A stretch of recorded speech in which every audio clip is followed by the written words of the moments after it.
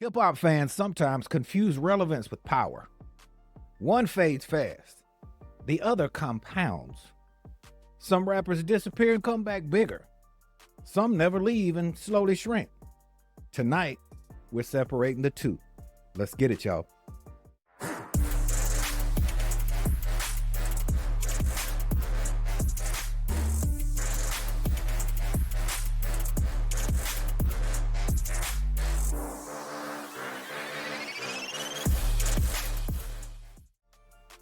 What's good, family?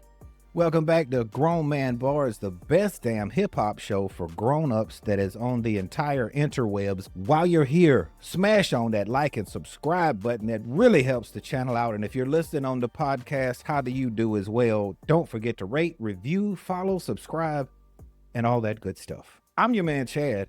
That dude over there is my man, Big Absolute, B.A. What is buzzing, cousin? We out here today. We out here. It's been Snowmageddon, I'll say, in the South. It has been ridiculous. Yeah, this cold weather, Paul Wall's been breathing on us too much. Oh, man. All right, tonight, we got a big question tonight. Why some rappers age into power, into that God tier, into the legacy tier, and some don't? Because I want to make one thing clear. Some of y'all might get your feelings hurt in this episode. There are God tier rappers, and then there is a tier below that. Those are still great, legendary rap. You can be great and not be God tier, and that is okay. It's okay to be Scottie Pippen. 6 rings. Scottie Pippen got 6 rings too. He's okay. So what we're going to talk about, we're not going to rank anything, and this isn't GOAT talk. It's not going through nostalgia. We really diagnose and break down why some rappers gain gravity over time, why their name rings bells and others don't. So let's get it popping. All right. Who's doing what? Because I have a theory I'd like to posit, and let's see what you think about this. I think being able to move in silence is power in the rap game. Let me just jump right on that train. I believe once you get to a level where you understand that is where you get the power. I think that too many artists think coming in loud and boisterous all the time. This is not blame. This is just a point. When you struggle for fame, you struggle for relevancy, you try to stay relevant by any means necessary. You want people to see you all the time. Well, I grew up in an era where this phrase cut like a knife, but that whole next time you hear grown people talking, shut the fuck up here. Yeah, sometimes it's okay to be like, quiet and let it breathe and see what happens. So I'm with you on that. Yeah, I guess there's two different paths here. There are artists who stay active all the time. So they're constantly dropping new songs, new albums, new features. They're doing interviews. They're all over social media. And it's obvious how they can stay in front of us. But then there are rappers who don't do anything and get just as many people talking about them for doing nothing as the guy who's tweeting, who's on TikTok every day. And I'll give you the first example of somebody I can think of is 3 Stacks. Yeah. Andre 3000, I don't even know if he has any interest in rapping again, and it sounds like he might not. But every time he does anything, you said this before, we get 6 months of, are they going to do the reunion? Are they going to do the reunion? Is the album coming out? They getting back together? Where's Big Boy? Was Big Boy at the... Andre was at an event. Was Big Boy there? Was Big Boy with him? That's all we ask. And I think Andre understands that, and he used that with the Flute album and the Piano album. Because he didn't tell us that the Flute album was the Flute album. He just said, I got an album coming out. That's all he said. And that was all he needed to do, because he didn't feel like having to explain himself. Who can you think of that's on the opposite side of that? Somebody that just hits the ground running, but still laid their legacy. Please don't confuse the word legacy with legend. So please don't get it twisted, because if somebody comes for me in the comments, I'm going to hurt your feelings. But to be honest, I'm a lean towards Drake a little bit.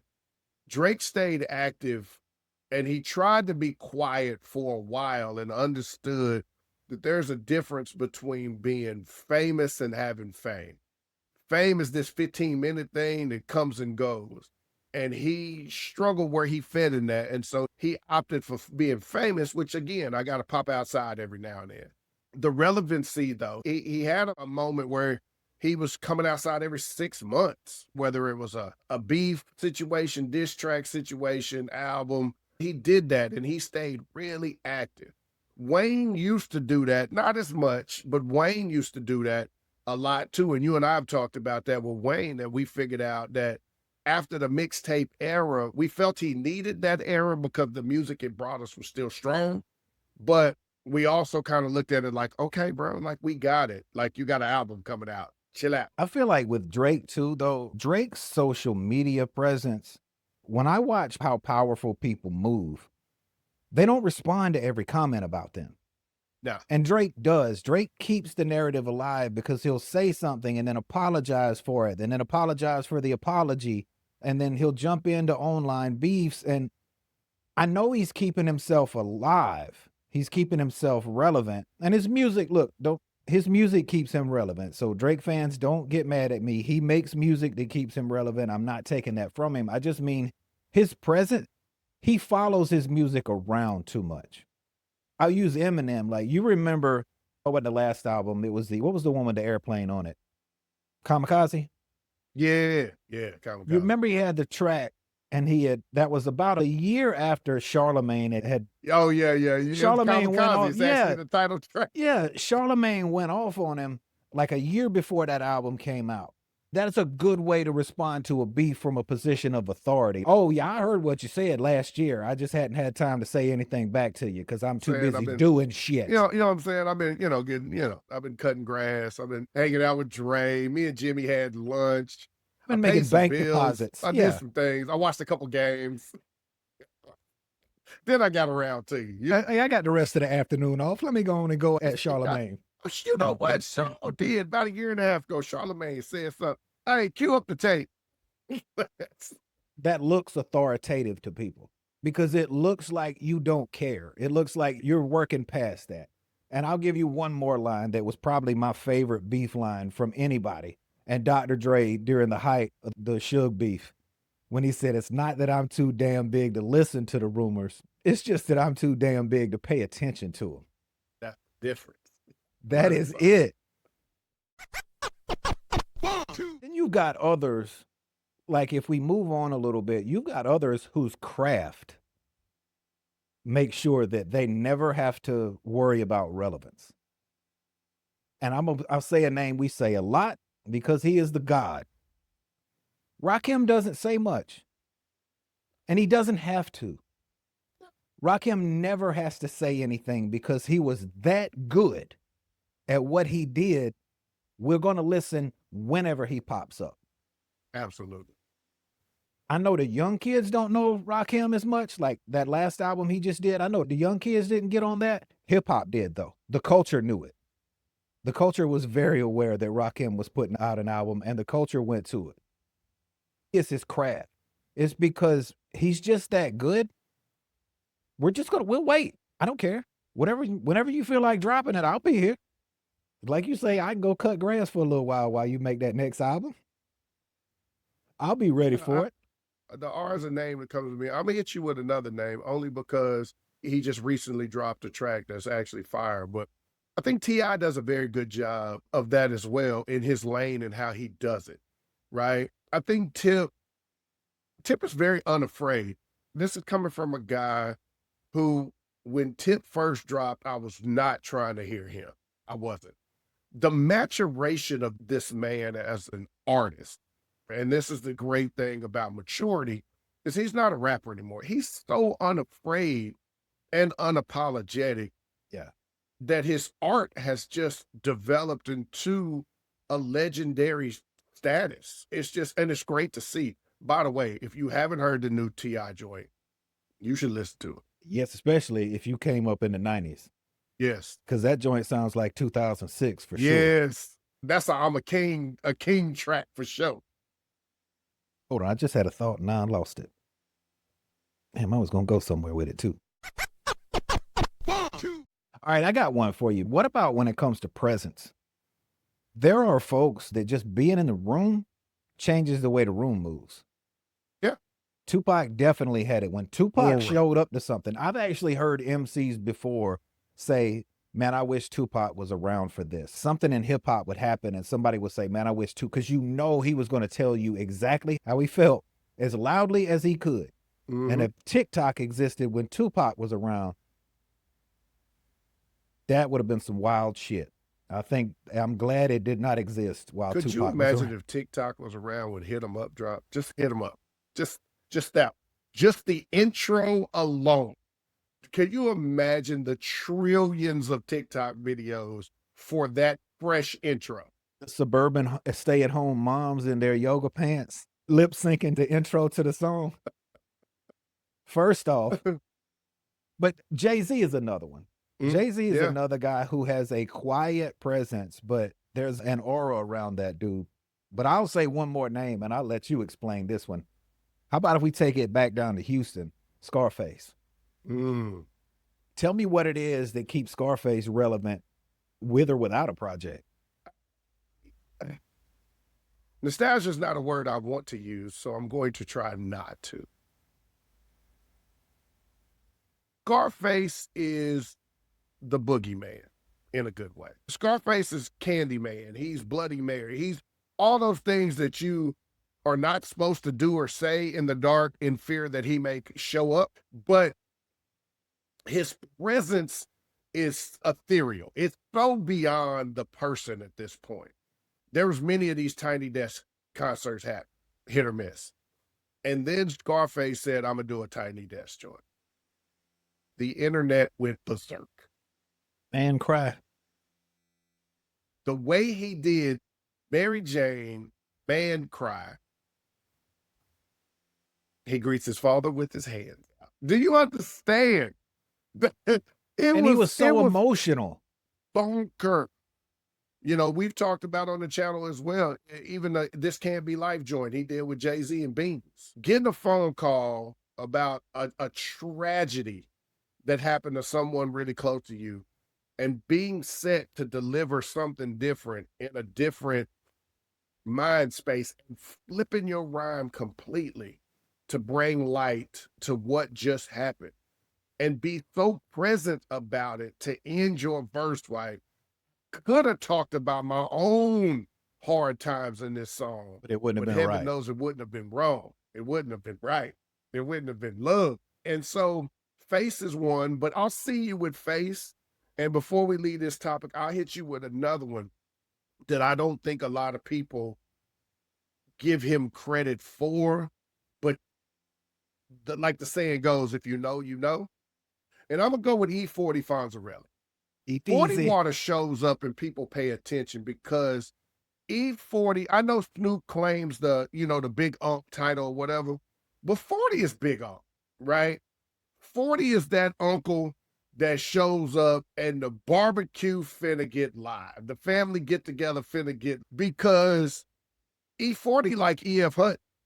And I'm going to date myself a while. It used to be a little commercial called E.F. Hutton. When E.F. talked, everybody listens, right? You know what I'm saying? Like, that's 40. 40 used to really pop up any interview, whether he's on the sideline at the 49ers joint, he's at the Warriors game. If he's anywhere around, not even just musically, but just he has 40, a presence that people listen to. Y'all know I'm a 49ers fan, so 40 is at all the home games. And I don't mean standing way down on the sideline. And he is next to the team with a big-ass chain that just says 40 Water. He did a song for the team. Something special. Where you want to go? I mean, the phrase they use now, can't bang, bang, Niner gang. That was his song. Yep, he made it. And you don't get to do that without, well, he's got like 300 albums too. That dude has put in as much work as anybody in the game. And it's just fun for him. It's not, he's not doing it for money. That dude got all kind of ventures and businesses going on in the Bay and across the country. He loves making music and he doesn't mind working with old artists, young artists, Cali artist, New York. If he likes what you're trying to do, let me get on that. Weeblelicious, let me get on that. Let your Saha jump on that real quick. Yeah, so you brought up something with Face though. With his interviews, I thought about the interview when they told him that Tupac said that Face was one of his favorite rappers, and it made Face cry. Yeah, broke him down.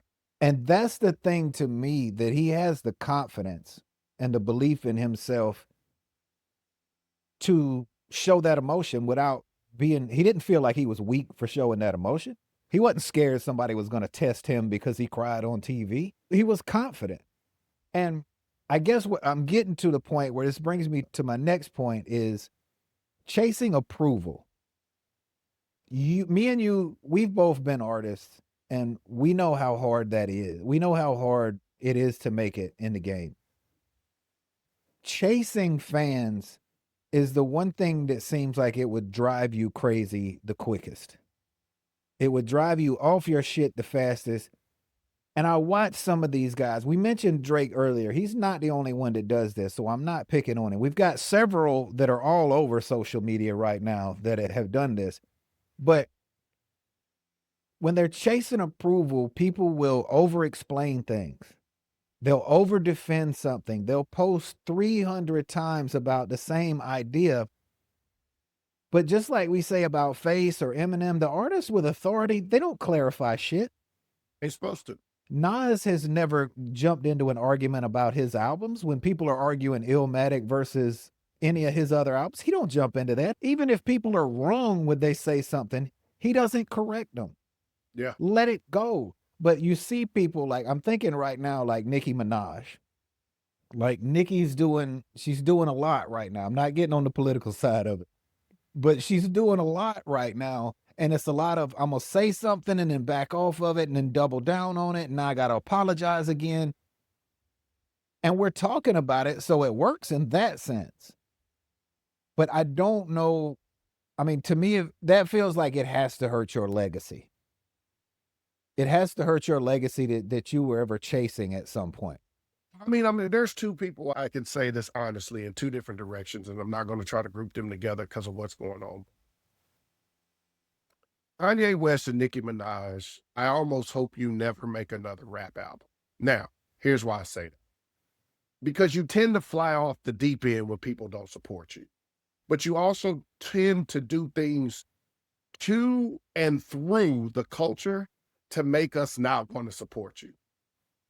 What's going on with you now?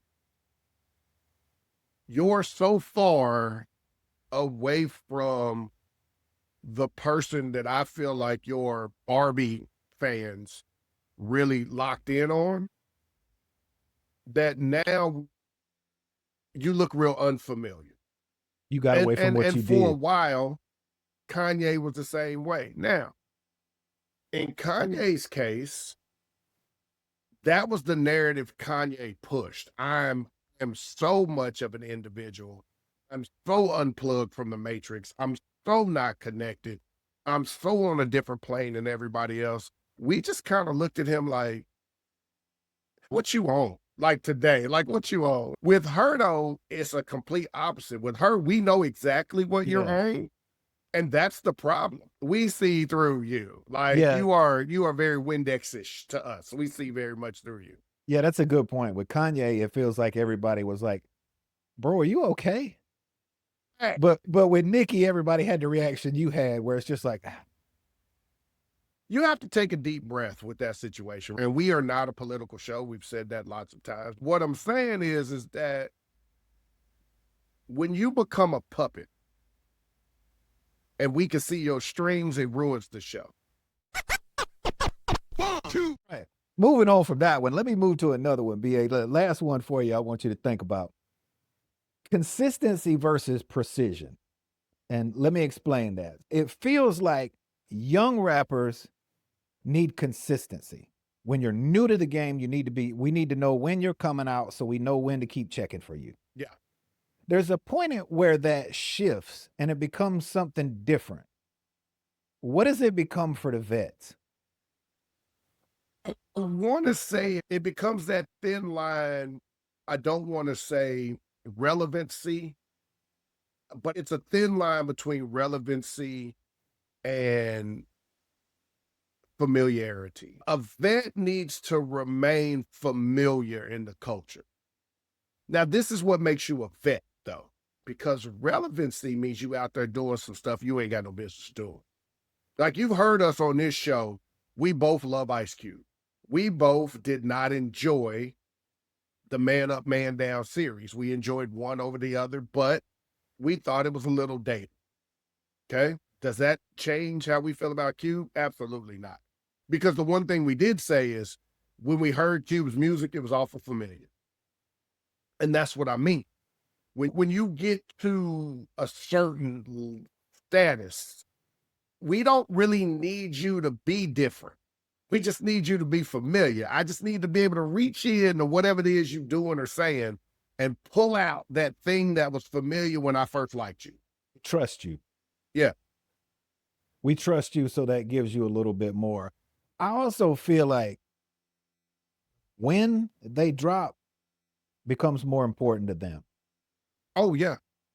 Kendrick is very good at taking breaks, stepping out of the limelight for a little bit, stepping back in just to let y'all know I'm still out here doing things, but I'm gonna dip and I'll be back when my next album's ready. He does that a lot, and it works very well for him because those absences are what make things stronger. Big Crit's the same way. Yeah. Outkast did this early on. They did it every 2 years, and they trained us. They trained their fans to work on their timeline. 1 month in between projects. They trained us to work on their timeline, and we loved it so much, we were okay with the amount of time they took. Not just okay, patient. We sat there like this. Sit here, just here. Here's where the line starts. Okay. Here's where the line starts. I got my pass. Yeah, because we knew whenever it came, they was going to give us one. I've been critical of Jay before. You know, it took In My Lifetime Volume 2 for me to go back and listen to In My Lifetime Volume 1. And then, of course, the freshman album that put him on the scene for us. But after In My Life Volume 2, what he did for me was, you say Volume 3 and Rock a lot for me. Okay. I'm right here. I ain't going, I'm right here. And I think that the eras are different in how they consume it, because this audience consumes 30-second clips all day long. Yeah. We watched an artist's whole rise to the top. We watched them plateau off, and then we watched them come back down in most cases. We watched the whole ride. They didn't have to constantly throw clips in front of us to tell us anything.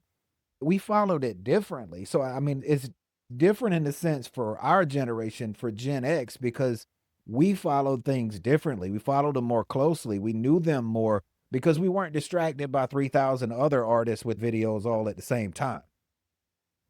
So it becomes like timing to me becomes important with it, because you've got to strike at the right time.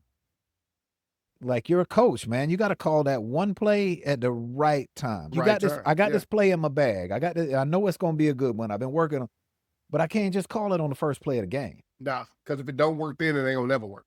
Some rappers can develop, like an LL or a Rakim or a Black Thought, Jay-Z, those guys that, because I don't talk all the time, when I do talk, the culture listens to me because I don't always say shit.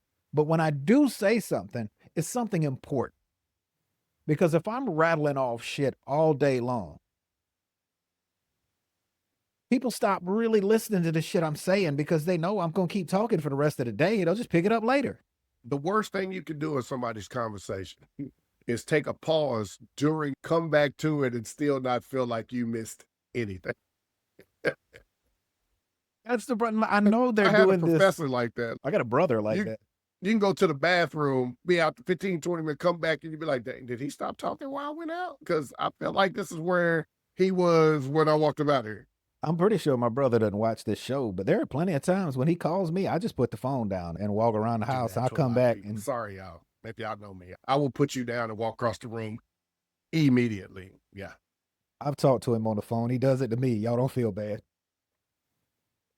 All right, let's wrap this one up, BA. You can't handle the truth. What are your final thoughts on the things that separate these, who becomes a God tier rapper and who just gets to be great? And who gets to be Vanilla Ice, who just had a moment? I know that's a crazy ass name to throw at It's Generation a X. great people. If you're not a real hip hop fan, then you miss that moment. You're so bogged down by the name he used. Yeah. You don't understand the gravity of the moment. I'm not You calling don't. him a good rapper or anything like that, but I'm saying had he a moment. owned a moment. He had a year that was entirely his. One song, 1 year. One song. I mean, it's no different than Soulja Boy would crank that. Right. One song. You take that one song, Double X Posse. Not gonna be able to do it. Not gonna be able to do it. Can Yeah, I think, to be honest, when you start talking about the difference between legendary and God tier, I don't believe people can put you in the God tier. I believe legends put you in the God's tier. I believe the legend's legend, those people get put in God tier. If you're a respectable MC, there is a person that you say, if it wasn't for, then I wouldn't. If Jay-Z is legendary, in your opinion, then the person that Jay-Z says, if it wasn't for, has to be in a God tier like status. But we're not just talking about influence. We're talking about molding. We're talking about, I remember Scarface had an interview and people say, people put you in like the top 10 greatest rappers of all time. And he says, I don't know how. I feel like y'all got bamboozled. I don't feel like I'm in the top 100. This is Face. It's not even a rapper. It's Face. This is what's like. But again, it's the mindset of the artist. Eminem has won every accolade you can win as an individual person. He sold 60 million hard copies. He had a song where he listed 7 other people he thought was better than him in a song. He goes Reggie, Jay-Z, Tupac, and Biggie, Andre from Outkast, Jada, Corrupt, Nas, and then me. Come on, man. This is what I'm talking about, right? And again, this is how you get to the tier. Everybody can have a favorite rapper. Everybody can have a top 10. Everybody can have a GOAT. But when you start discussing the God tier, if you're not a legend, that's just a place you can't reach yet. If you're great, then you're talking about legends. If you're good, then you're talking about greatness. If you're a legend, now we're discussing God tier. And I don't believe you can put yourself in there either. Being in the God tier is like a nickname. You can't give it to yourself. That is not how it works. No. I agree with you too. I mean, I think about guys like when you put in that almost category, I'm going to say a name, and I know some people will be mad at me at this one. That's okay. It's my opinion. Jadakiss. To me, Jadakiss is elite, but I can't put him in the God tier. He's a legend. He's a legend. Legendary. He is a legendary lyricist. Yes, but he doesn't have the gravity of a lot of the people we just mentioned. Not a lot of people have the gravity of the people we just mentioned, but I mean, that's the difference in how you can be so good at what you do, but you don't quite have it. Big Boy, that's another one that we talk about all the time. Big Boy has never gotten the props he deserves for what he does. I believe Big Boy could never reach God tier because the culture won't let him. No. Because they won't give him the respect he deserves for him to ever be where he should be. He gets it from the industry. Yeah. Yeah, the other rappers know how good he is, and Atlanta fans know how good he is. But yeah.